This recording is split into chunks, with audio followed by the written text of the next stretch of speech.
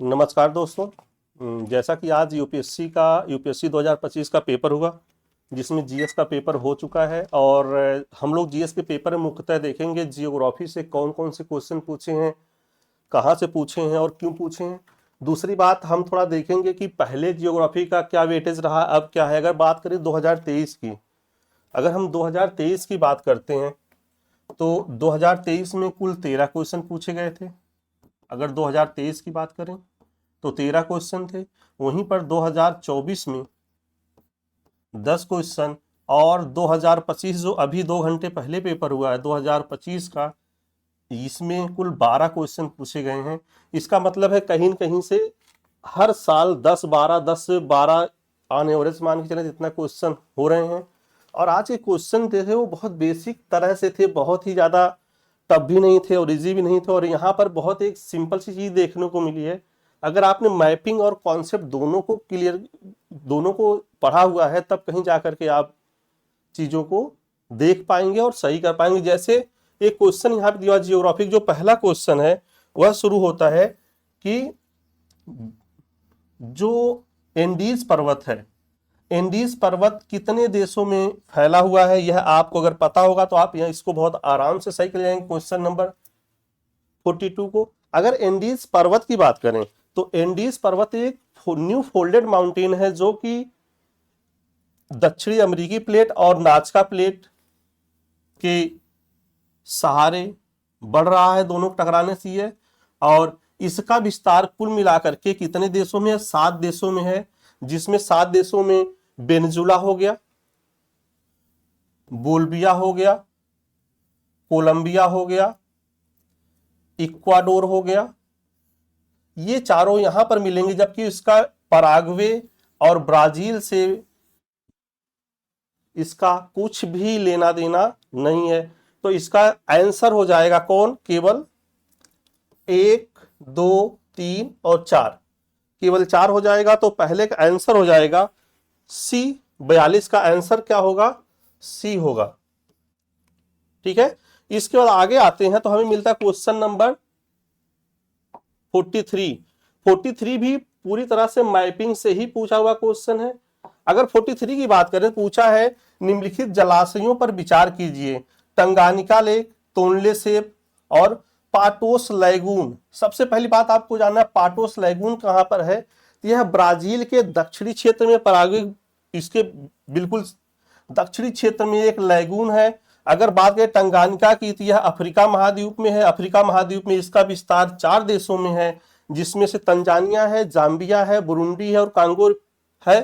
तोनले सेप की बात करें, तोनले सेप कहां पे? कंबोडिया में है।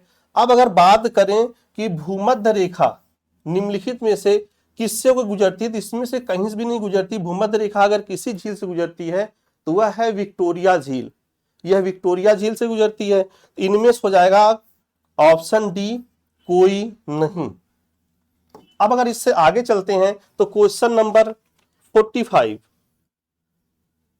क्वेश्चन नंबर 45, अगर 45 की बात करें तो यहां पर पूछा है कॉन्टिनेंटल ड्रिफ्ट से, महाद्वीपीय विस्थापन से, कि महाद्वीपीय विस्थापन के लिए एविडेंस क्या क्या, साक्ष्य क्या क्या है। तो आपको पता होगा, आपने पढ़ा भी होगा, वेगनर ने सिद्धांत दिया था।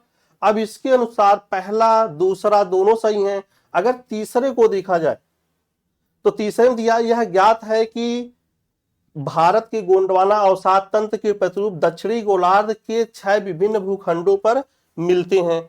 अगर बात करें दक्षिणी गोलार्ध 6 विभिन्न भूखंडों पर, तो यह भी सही माना जाएगा। भारत को लेकर के दक्षिणी गोलार्ध पे लगभग 6 क्षेत्र हैं, जो कि दक्षिण अमेरिका हो गया, अफ्रीका हो गया, भारत है ही, इसके बाद ऑस्ट्रेलिया हो गया, अंटार्कटिका हो गया और अरब हो गए। ये सब मिल करके एक तंत्र बनाते हैं, जो कि यह भी सही है। तो इसका ऑप्शन सी सही होगा 45 का। इसके बाद आगे चलते हैं तो 46। अगर 46 की बात करते हैं तो 46 में समझने वाली बात है। यहां पे कुछ ऐसा नहीं है जो समझ में ना आए। अगर 46 की बात करें तो यह वायुमंडल में धूल विद्यमान की बात कर रहा है। तो आप बहुत बेसिक सा चीज जानते होंगे, वायुमंडल में धूल कहां पे एटमॉस्फेयर में कहाँ पे ज्यादा होगी, जहां पे शुष्कम क्षेत्र होगा, जहां पे वर्षा कम हो रही होगी, जहां पर पेड़ पौधे कम होंगे, या जहां पर कोई और गतिविधि हो रही हो, मानवीय गतिविधियां जैसे कृषि हो गई या वनों का काटना हो गया। तो अगर इस तरह से देखा जाए तो हम यहां पर सिंपल सा देख सकते हैं कि पोलर साइड और विषुवत रेखा के पास में धूल कण क्या होंगे, कम होंगे। कम क्यों होंगे, क्योंकि यहाँ पे अगर विषुवत रेखा के पास देखा जाए तो यहाँ पे वर्षा ज्यादा होती है, वर्षा ज्यादा होती है तो वायुमंडल में नमी भी रहती है, और दूसरी बात यहाँ पे सदाबहार वन भी पाए जाते हैं, जिससे यहाँ पे धूल कणों की मात्रा कम पाई जाती है। वहीं पर अगर पोलर साइड में जाए तो यहाँ भी धूल कणों की मात्रा क्या होगी, कम होगी। धूल कणों की मात्रा कम होने के पीछे यहाँ पर क्या लॉजिक है, तो यहाँ पर है, यहाँ पे अत्यधिक ठंडा रहता है, अत्यधिक कोल्ड होता है, ठंडा होता है, और अत्यधिक ठंडा होने के कारण यहाँ पर जो वायुमंडल उसमें नमी बनी रहती है। दूसरी बात यहाँ पर बर्फ की मोटी मोटी चादरें होती हैं, इसलिए यहाँ पर भी धूल कण कम मिलेंगे। अब अगर बात करें इस क्षेत्र की, अगर बात करते हैं हम इस क्षेत्र की, तो इन क्षेत्रों में धूल कण क्या होंगे, अधिक पाए जाएंगे। धूल कण अधिक पाए जाने के पीछे कारण क्या है कि यह मुख्यतः शुष्क क्षेत्र हैं, यह शुष्क जलवायु में आते हैं, जिससे यहाँ पर वर्षा कम होती है। जब वर्षा कम होगी तो धूल मिट्टी मिलेगी, वर्षा कम होगी वनस्पतियां कम होंगी, और दूसरी बात यहाँ पे मानवीय गतिविधियां, यहाँ पे जनसंख्या मैक्सिमम निवास करती है, ज्यादातर जनसंख्या रहती है, जो कृषि से लेकर के वनीकरण तक हर चीज को अंजाम देती है, जिस कारण से इन क्षेत्रों में धूल कणों की मात्रा अधिक पाई जाती है। यही यहाँ पे सीधा सीधा पूछा हुआ है कि वायुमंडल में विद्यमान धूल कणों की मात्रा विषुवतीय और ध्रुवीय क्षेत्रों की अपेक्षा उपोष्ण और शीतोष्ण क्षेत्रों में अधिक होती है, जो कि बिल्कुल सही है, जो कि अभी मैंने आपको लॉजिक बताया। इसका दूसरा है उपोष्ण और शीतोष्ण क्षेत्र में कम शुष्क की पवन चलती है, यह गलत है। इसमें केवल ये कथन एक सही है, जो कि दूसरा क्या है, गलत है। इसलिए इसका आंसर जो होगा सी होगा। अभी समझ में आया। अब यहां पर अगर होता कि शुष्क पवन कम शुष्क, या ये गलत है, यहां पे क्या होगा, ज्यादा होगा, क्योंकि इस क्षेत्र में वर्षा कम होती है, वनस्पतियां कम है, तो यहां पे ज्यादा शुष्क होगा, ना कि कम शुष्क पवन चलेंगी। ये समझ में आ रही है। इसके जो अगला क्वेश्चन है वह है 47। अगर 47 की बात की जाए तो यह भी थोड़ा सा समझने वाली बात है। 47 बहुत ही लॉजिकल क्वेश्चन दिया हुआ है। 47 में सीधे सीधे समताप रेखा के बारे में बात की गई है। समताप रेखा क्या है? समताप रेखा वह काल्पनिक रेखा है जो दो समान ताप वाली रेखाओं को मिलाती है। अगर बात करें तो जनवरी में उत्तरी गोलार्ध में समताप भूखंडों से गुजरती है हुई विषुवत रेखा की ओर मुड़ती है, जबकि महासागरों से गुजरते हुए ध्रुवों की ओर मुड़ जाती है। अब देखो यह कथन सही है, यह कथन सही है। सही का मतलब क्या? जैसे दो समान रेखाएं हैं। अब अगर बात करें जनवरी में, अगर जनवरी की बात करें तो जनवरी की में उत्तरी गोलार्ध में सर्दी पड़ेगी, क्योंकि सूर्य कहां पर होगा? सूर्य मकर की ओर बढ़ रहा होगा, तो यहाँ पे ठंडी होगी। अब अगर यहाँ पे सीधे सीधे बात करें तो भूखंड मतलब स्थल खंड हो गया, और सागरीय क्षेत्रों में अब यहाँ पे टेम्परेचर एक समान नहीं पाया जाता, क्योंकि जल धीरे धीरे ठंडा होता है और धीरे धीरे गर्म होता है। उसके मुकाबले जो स्थल खंड वह जल्दी गर्म और जल्दी ठंडा होता है। इसलिए यहाँ पर जो समताप रेखाएं हैं वह नीचे की ओर विषुवत की ओर झुकती हैं, और पोलर साइड में महासागरों में ऊपर की ओर मुड़ती हैं इस तरह से। यह तो सही है। अब यहाँ पर देखा जाए जनवरी में महासागरों के ऊपर की हवा उत्तरी गोलार्ध के भूखंडों के ऊपर की हवा से अधिक गर्म होती हैं। यह भी बिल्कुल इसी से लगा हुआ क्वेश्चन है। जैसे स्थल जल्दी ठंडा होता है तो वहां पे उसके संपर्क में आने वाली हवाएं भी जल्दी ठंडी हो जाएंगी। वहीं पर महासागरीय क्षेत्र क्या होता है? गर्म होता है, धीरे धीरे ठंडा होता है, तो वहां की हवाएं इस स्थलों की अपेक्षा, भूखंड की अपेक्षा ज्यादा क्या होंगी? गर्म होंगी। तो ये भी सही दिया हुआ। जनवरी में महासागरों के ऊपर हवा उत्तरी गोलार्ध के भूखंडों के ऊपर की हवा से अधिक गर्म होती है। उसका कारण होता है जो महासागर जो उष्मा सोखे रहता है उनके संपर्क में आने से गर्म होती हैं। तो इस तरह से अगर देखा जाए तो क्वेश्चन नंबर इसका क्या कौन सा सही होगा? आंसर 1 एक सही होगा। अब इसके बाद अगर देखें अगला क्वेश्चन देखते हैं, तो अगला क्वेश्चन है 48।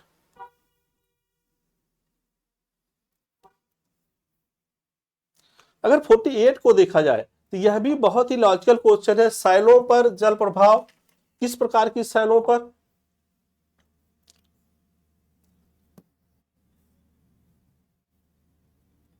सैलों पर जल के प्रभाव के संदर्भ में चाक एक अत्यंत पारगम के रूप में ज्ञात है, जबकि मृत्तिका एक नितांत अपारगम या न्यूनतम पारगम सैल के रूप में जानी जाती है। पहला है चाक सरंध्र होता है, अतः जल अवशोषित कर सकता। सही है।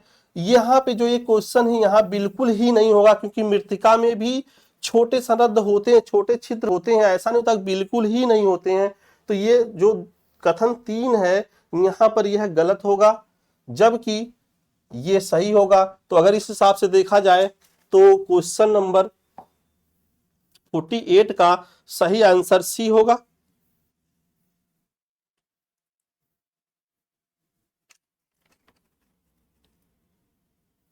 फोर्टी 48 का सही answer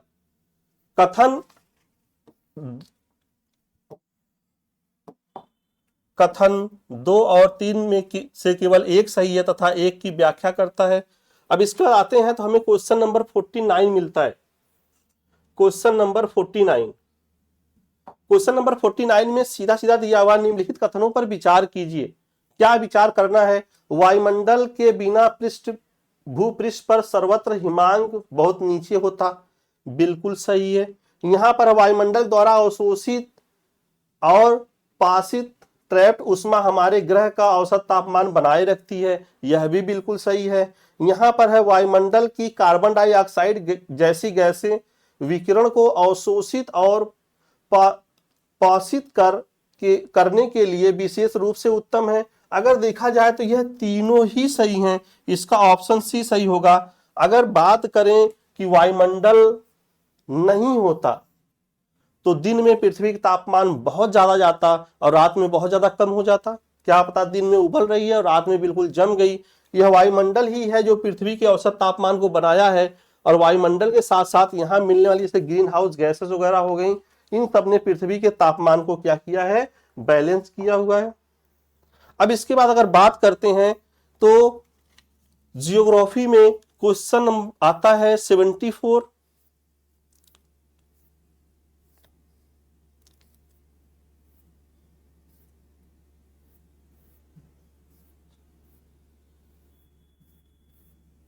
question number 74, question number 74 में एक बहुत ही सिंपल सा दिया हुआ है, वेट बल्ब टेम्परेचर। यह क्या होता है? पता है इसके बारे में कुछ? यह वेट बल्ब टेम्परेचर वह सीमा है जहां पर वायुमंडल में हवा में नमी तो बहुत रहेगी, नमी इतनी रहेगी कि हमारे शरीर से पसीना सूखेगा नहीं और हम बहुत ही ज्यादा गर्मी का एहसास करेंगे। ऐसा कुछ है। यहाँ पे दिया हुआ है कि वेट टेम्परेचर नेमी के तौर पर 35 डिग्री से अधिक होगा। निम्नलिखित कथनों में से कौन सा सही है, सर्वोत्तम है? अगर बात करें पहला है सर्वाधिक संभावना है प्रायद्वीपीय भारत बाढ़, उष्णकटिबंधीय चक्रवात या सूखे की ग्रस्त में आ जाए। बिल्कुल सही है। और दूसरा है मानव समेत सभी प्राणियों पर उत्तर जीविका प्रभावित होगी, क्योंकि उनके लिए पसीने के माध्यम से अपने शरीर के ताप को निकालना मुश्किल होगा। यह भी बिल्कुल सही है। तो इसका आंसर होगा 1 और 2 दोनों। अब अगर इससे आगे चलते हैं 74 के बाद सीधे आते हैं 74 के बाद 96 पर।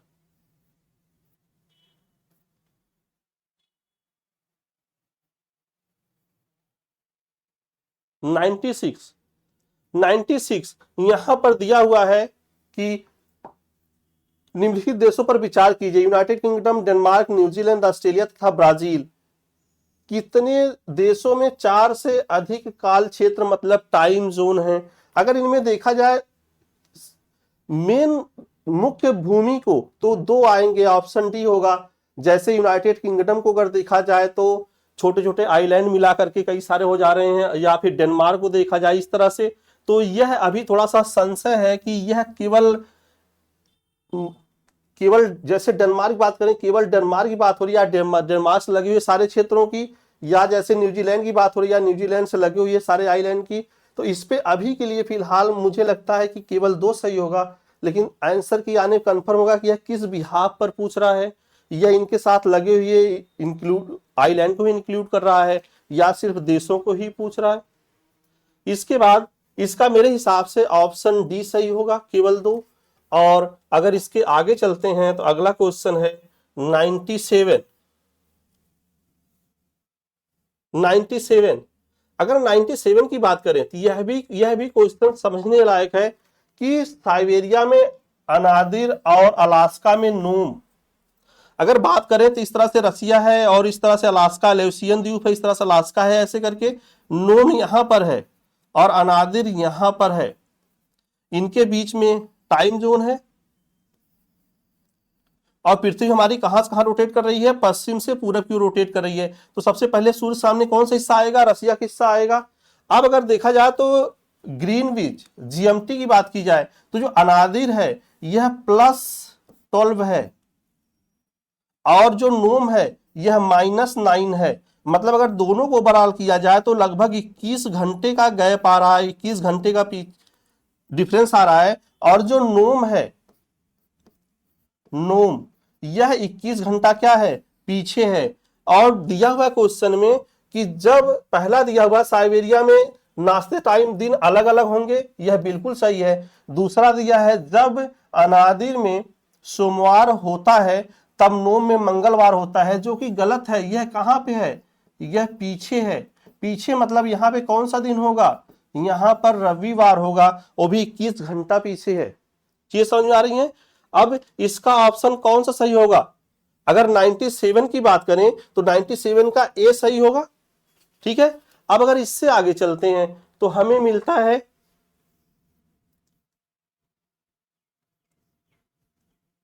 99 की बात करें तो 99 में आप देखेंगे देश और संसाधनों में किस संसाधन समृद्ध हैं, तो वो बोत्सवाना हीरा में सही है। अगर चिली की बात करें तो चिली में लिथियम पाया जाता है, इसके साथ साथ तांबा भी है, चिक्माटा यहीं पर है अटाकामा में। और इंडोनेशिया में निकिल। तो यह तीनों सही होगा, सभी तीनों सही है, मतलब इसका ऑप्शन सी होगा। और इसके बाद लास्ट क्वेश्चन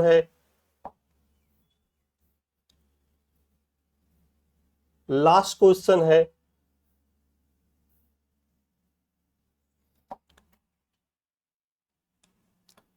सुमेलित करने को दिया है। जैसे मोलार्का कहां पे है, नार्मंडी कहां है, सार्डिनिया किसके अंतर्गत आता है। तो अगर आप देखेंगे तो सार्डिनिया कहां किसके अंतर्गत आता है, तो सार्डिनिया है इटली, है, नॉर्मेडी फ्रांस है और मोलार्का स्पेन है। यह इस तरह से इनको सुमेलित आप कर सकते हैं। अगर देखा जाए तो सार्डिनिया भूमध्य सागर में है, भूमध्य सागर में सार्डिनिया कोर्सिका है, कोर्सिका पर फ्रांस का अधिकार जबकि सार्डिनिया पर इटली का अधिकार है। वहीं पर अगर मोलार्का देखा जाए तो स्पेन में है, यह भी मेडिटेरियन सी में है। और नॉर्मंडी जो है वह फ्रांस में है, यह इंग्लिश चैनल के पास में है। तो ये 10-12 क्वेश्चन जो थे यही थे और क्वेश्चन बहुत ही एक तरह से देखा है इजी थे। और दूसरी बात है यहां से एक चीज समझ में आता है, अगर आपको आगे तैयारी करनी है तो आपको मैपिंग के साथ साथ बेसिक भी देखना होगा।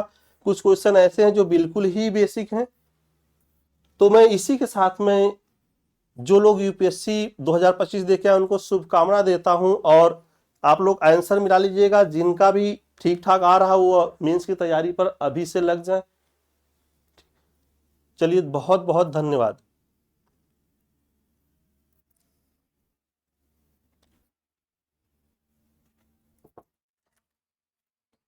सर।